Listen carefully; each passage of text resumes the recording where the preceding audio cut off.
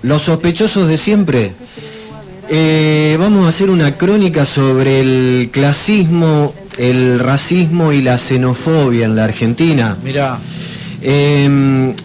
Vamos a dejar para el final la explicación del significado del nombre del micro de hoy.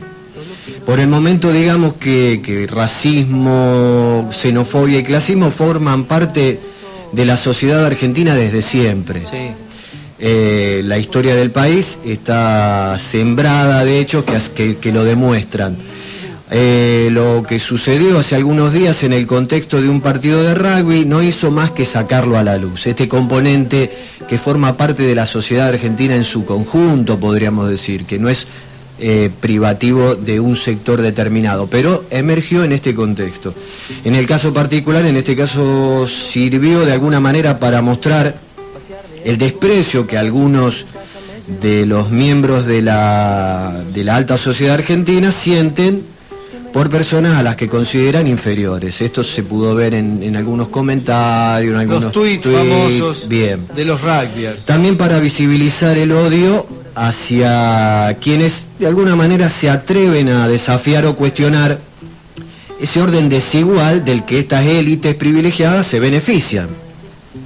Entonces, referenciar hechos históricos, que para eso estamos en este micro, sobre tal fenómeno nos puede servir para poner en evidencia la permanencia, la persistencia en el tiempo de estas actitudes. Esto no es nuevo, esto no sucede ahora, emerge, sale a la luz, pero tiene su historia ya en nuestro país y en todos los países, porque sí, todas las sociedades tienen estos fenómenos de racismo, clasismo y xenofobia, pero en cada una adquiere particularidades. Para empezar, algunas definiciones básicas para ver de qué estamos hablando cuando hablamos, por ejemplo, de clasismo. El clasismo es la actitud discriminatoria de una clase social respecto a otras consideradas inferiores. El racismo es otra cosa y básicamente el racismo es una ideología que defiende la superioridad de una raza frente a las demás. Y para tener una idea podemos poner un par de ejemplos de lo que es el racismo. Es por un lado los postulados del nazismo, que el nazismo postula la superioridad de la raza aria, y por otro lado el de la extrema derecha de Estados Unidos, que plantea la supremacía racial de los blancos, anglosajones y protestantes. Esto es algo que estamos viendo en estos últimos meses con las elecciones en Estados Unidos, como la extrema derecha blanca, anglosajona, protestante se inclinó por uno de los candidatos, que era Donald Trump.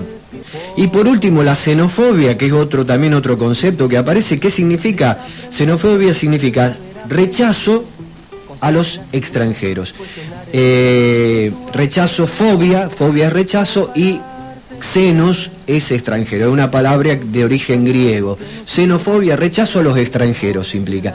El ejemplo clásico, podríamos decir, muchos países europeos en este momento, ese rechazo, esa fobia a los inmigrantes, sobre todo musulmanes, del África subsahariana, esta cuestión que sabe aprovechar muy bien la extrema derecha, porque esto hay que tenerlo en cuenta también, como la derecha en todos los países sabe utilizar esta xenofobia. Bien.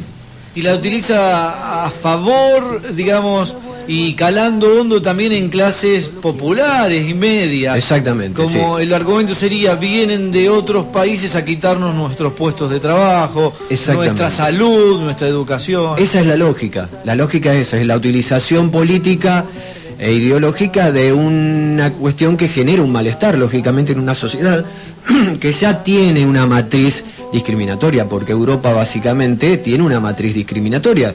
Y bueno, en esto la extrema derecha o las derechas han sabido utilizarlo. Bien, pero vamos a un ejemplo clásico en la República Argentina, que de alguna manera aúna estas tres cuestiones, que es el racismo, el clasismo y la xenofobia. El ejemplo es el de la Liga Patriótica Argentina. Un ejemplo, nos vamos a ir a 100 años atrás en la historia argentina, y por el momento digamos que la Liga Patriótica fue una organización política de extrema derecha que se crea en 1919. Algunos de sus miembros formaban parte de brigadas armadas que actuaban como fuerzas de choque para hostigar a quienes, a los trabajadores en huelga. Y además para perseguir a los extranjeros acusados de comunistas y anarquistas. En otro micro habíamos estado hablando de lo que era el anarquismo como filosofía política. Bueno, estos grupos de choque eran los que se encargaban de perseguir y reprimir a estos comunistas y anarquistas cuya prédica calaba hondo entre los obreros. Por fuera del Estado, totalmente clandestino. Era paraestatal. Bueno, sí, ese es el detalle importante. Era paraestatal, aunque recibía, después lo vamos a estar viendo, recibía cierta cuestión de amparo o adiestramiento incluso de instituciones estatales. El contexto internacional, ¿por qué se da esto? Siempre en historia hay un contexto, las cosas no surgen espontáneamente. 1917, triunfa la Revolución Rusa y marca un hecho inédito en la historia humana. ¿Cuál es? La llegada al poder de un gobierno formado por obreros y campesinos. Nunca en la historia de la humanidad había existido un gobierno cuyos representantes eran obreros y campesinos, y surge en 1917 con la formación de los soviets en Rusia, posteriormente en 1920 lo que va a ser la Unión de la República Socialista Soviética. El terror que genera la Revolución de Octubre derivó en la formación en otros países europeos de fuerzas políticas de extrema derecha que, para impedir el contagio y combatir la amenaza, recurrieron a la difusión de una ideología que se conoce con el abarcativo nombre de fascismo. Desde entonces, partidos políticos de ideología fascista o autoritaria surgen en varios países europeos y llegan al gobierno por ejemplo, en Italia con Benito Mussolini, 1922, en España con Primo de Rivera, una dictadura, en 1923, con Adolfo Hitler en 1933 en Alemania, y posteriormente en 1939 de nuevo en España, después de la Guerra Civil Española, con Francisco Franco. Estos son característicos, estos gobiernos fascistas. Ahora, en reflejo con lo que sucedía en Europa, ya hacia 1918 surgen en Argentina grupos violentos de extrema derecha. Todo esto ligado a esta Liga Patriótica, cuya función va a ser colaborar con el Estado en la represión de los obreros. De estos grupos participaban los hijos de las familias más ricas y acomodadas. Bien, ¿qué pasaba con la clase obrera argentina hace un siglo atrás? Y bueno, el nivel de vida de la clase obrera argentina había descendido mucho durante la Primera Guerra Mundial y en la inmediata posguerra, porque hubo un periodo, hay una crisis de inflación, desempleo, o sea, nada nuevo, podríamos decir, ¿no? Es la historia de la Argentina, parece, ¿no? Pero bueno, inflación, desempleo, impacta sobre el nivel de vida de la clase obrera. Al principio la conflictividad de alguna manera estuvo ahí como latente, pero cuando hay una reactivación a partir de 1918 en la economía, resurge la necesidad de los obreros de volver a tener un nivel de vida acorde con sus intereses. Y entonces resurge esta conflictividad, ¿no? A partir del 18. Y bueno, movilizaciones, huelgas, que son impulsadas sobre todo por los gremios del transporte. El marítimo y el ferroviario eran los gremios más fuertes. Claro, ¿por qué? Porque eran los que te paraban el embarque de las cosechas. O sea, eran los gremios que, si decían vamos al paro, se paraba la principal actividad de la Argentina por entonces, que era la de ser proveedor de materias primas para el mundo, exactamente. Estamos hasta ahí, ese es el contexto. Bueno, un hecho puntual en 1919, a principios de 1919, es el momento más alto del conflicto. 1919, en enero, se produce una huelga en los talleres metalúrgicos Bacena. Esto te debe sonar a vos. Y después venía el ministro de Economía, Krieger Bacena, que es descendiente, supongo, de esa clase, del patriciado, podríamos decir, bien. Sí. Exactamente. La semana trágica, digamos. Exacto, la semana trágica, exacto. Yo lo iba a decir posteriormente, pero vos lo anticipaste y es así. Conocemos estos hechos como la semana trágica. ¿Qué pasó? En los talleres de Bacena van a la huelga los obreros, eran un barrio obrero de ahí de Nueva Pompeya, y deriva en un enfrentamiento. Se enfrentan huelguistas y la policía. Lo cierto es que hay muertos de ambas partes, y la violencia se generaliza, deja de estar circunscripta a esa zona, y Buenos Aires durante una semana es tierra de nadie. Mira, hasta el punto. Exactamente. Y en ese momento el gobierno, que era el gobierno de Irigoyen, Hipólito Yrigoyen, claro, que dentro de todo era un gobierno más cercano al pueblo. Exacto. Ahí había una encrucijada. Hipólito Yrigoyen, el problema es que dentro del radicalismo había dos tendencias. Una tendencia, podríamos decir, más populista o más popular, que era la irigoyenista, y ya había otra que era más elitista, que va a ser la que después va a poner a Alvear en el poder de alguna manera, y que va a ser la antipersonalista, que son más elitistas. Estaban los terratenientes. Dentro del radicalismo coexistían ambas fuerzas. Esta fuerza más de derecha es la que va a presionar a la represión a Irigoyen, y lo va a hacer porque el gobierno va a sacar el ejército a las calles y va a reprimir en regla, generando más muertos todavía. Los hechos que vos bien referenciaste se conocen como la Semana Trágica.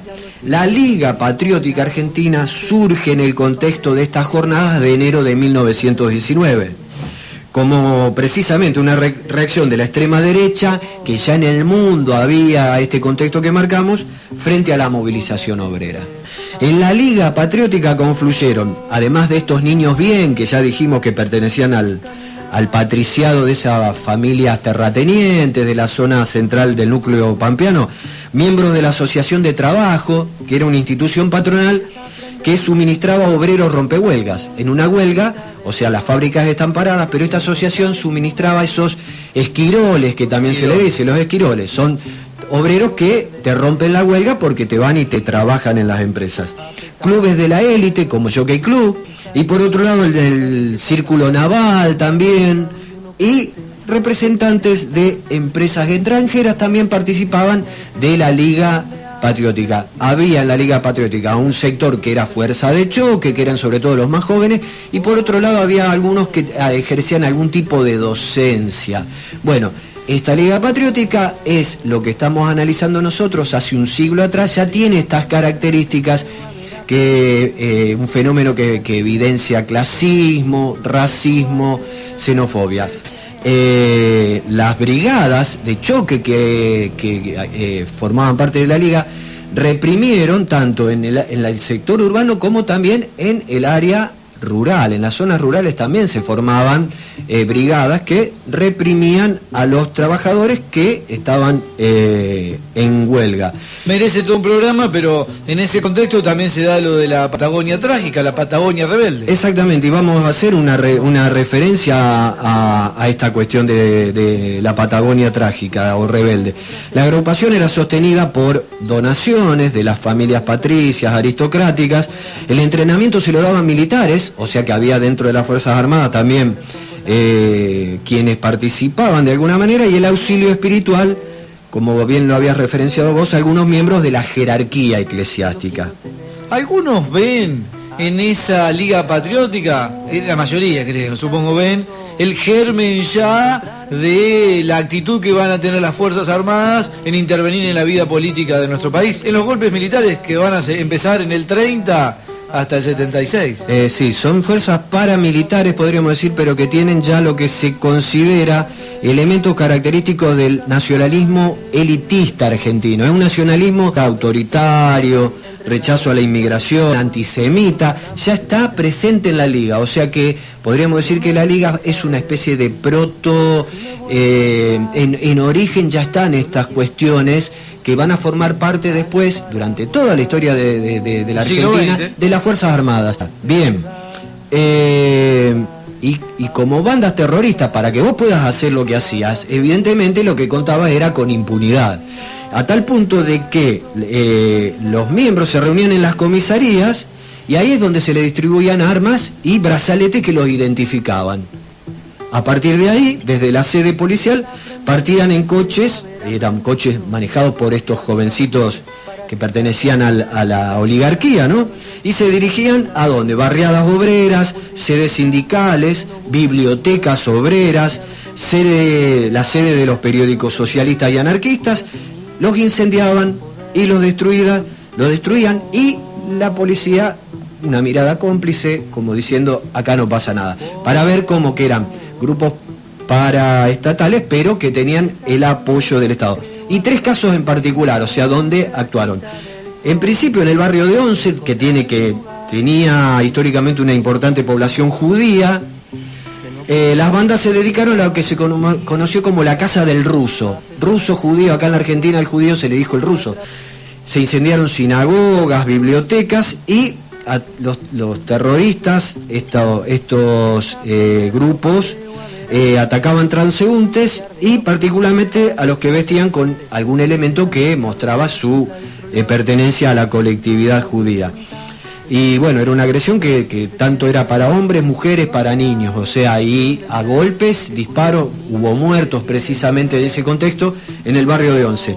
Resulta que estos incidentes se conocen de Once en el barrio de La Boca, donde había un grupo muy importante de anarquistas.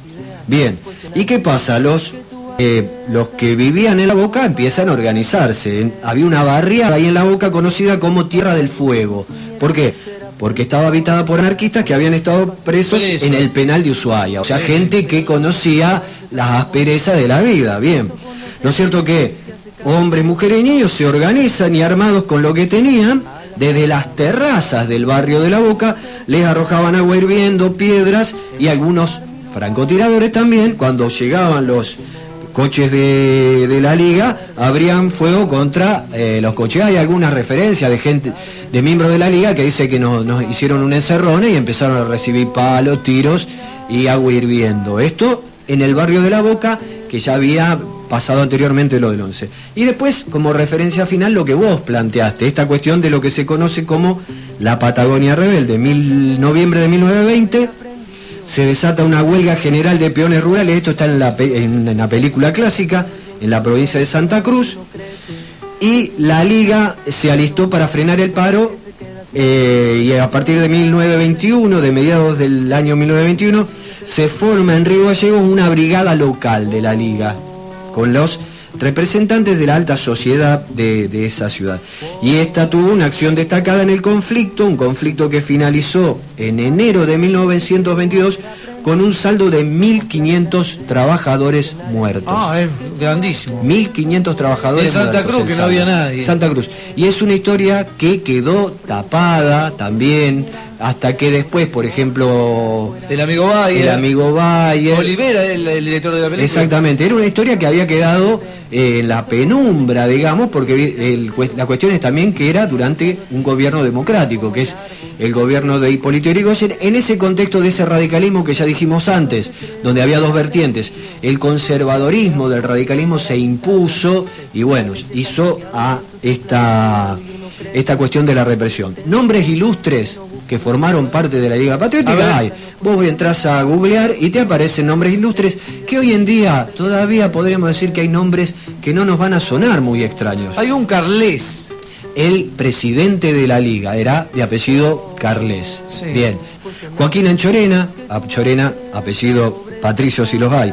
Dardo Rocha, que además de ser el fundador, formaban parte. No hay, sí, es Dardo Rocha. ¿El fundador de La Plata? Exactamente. ¿O es un descendiente? No, era el fundador. Recordemos, grupos de choque, mayoritariamente jóvenes, muy jóvenes, que eran los que eran grupos de choque. Después había teóricos, docentes, a tal punto que Dardo Rocha es docente, además de político. Un docente que además formaba parte de la Liga Patriótica. Estanislao Ceballos, el nuestro, historiador, etnógrafo, geógrafo, novelista, también extrema derecha, formó parte de la Liga. Jorge Mitre, no podía faltar un Mitre dentro de esta formación. Jorge, hermano, ¿qué era? Primo. Pero algo vinculado con Bartolomé, seguramente.